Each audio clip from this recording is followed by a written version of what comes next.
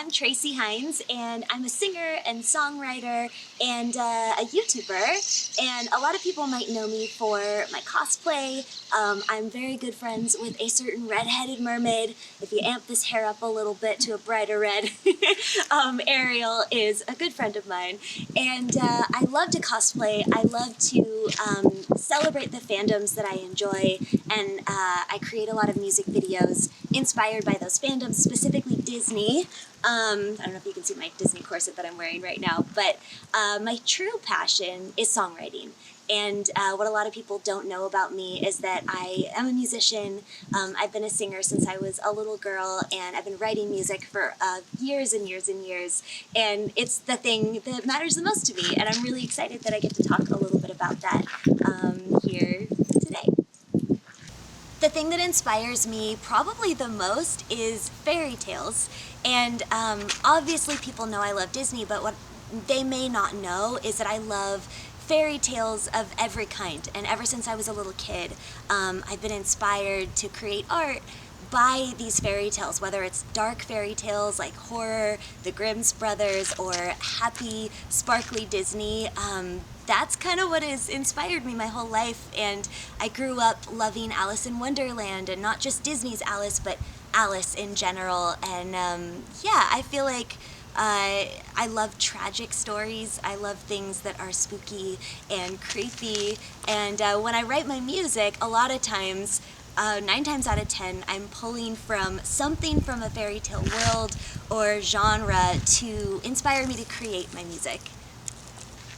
By using fairy tales kind of as the lens through which to tell my story, you know, my songs definitely have a fairy tale vibe, and when you listen to them specifically, you can tell which fairy tale I was heavily inspired by. But each song is really personal as well, and usually I'm using these fairy tales just as a lens for whatever I'm going through at the time. So like my Sleeping Beauty song, it's called Sleeping Beauty, inspired by the fairy tale Sleeping Beauty, but it was actually about my back surgery and what I was going through when I was recovering and going through surgery for my degenerative disc disease. I was going into surgery and they were putting me to sleep, and I was feeling like for years and years I was asleep and I was stuck and I was just immobile and unable to do the things that I wanted to do and to tell my story and to express myself and just move forward in my life because I was in so much pain and stuck. And so that's what that song's about. And then with every song that I write, I feel like I tend to do that whether I mean to or not.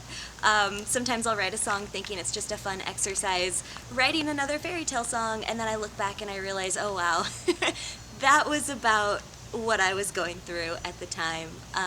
Another example is my original song Neverland for Christmas, which is about Neverland. I'm a huge Peter Pan fan, and that's probably one of the most close to my heart fairy tales out of all of them, every version of it. And I wrote this song basically about wanting to go to Neverland for Christmas, but really for me, Neverland is a symbol of heaven. And when I was going through, anytime I go through dark times or I'm dealing with pain of any kind, whether it's emotional pain or physical pain, sometimes, you just need an escape. And for me, in those dark times, I like to think about my future, and I'm a Christian, I love the Lord, and for me, thinking about heaven and thinking about just a place where there's no pain and there's beauty and adventure and all of the good things, Neverland kind of represents that to me. And I think of the second star to the right kind of as the Star of Bethlehem. There's some fun parallels, but I did an original song and big music video project inspired by this concept, and it's about a little girl that goes to Neverland for Christmas, but really it's about me. From the outside looking in, it's a really sweet story about a little girl that meets Peter Pan and goes and meets all the characters in Neverland, but really and truly what that song means is it's a tribute to my faith. That's the thing that's been my foundation, especially with all of the stuff that I've dealt with in my life. I feel like that's what I've held on to, and so that song specifically it's very personal to me, and it's about things that are very close to my heart. My next song is actually it's not out yet. This is a little sneak peek for you guys, but Arial, the Little Mermaid, and all the versions of the Little Mermaid have influenced me a lot in my life, and it's also the thing that my audience on YouTube has really seemed to enjoy.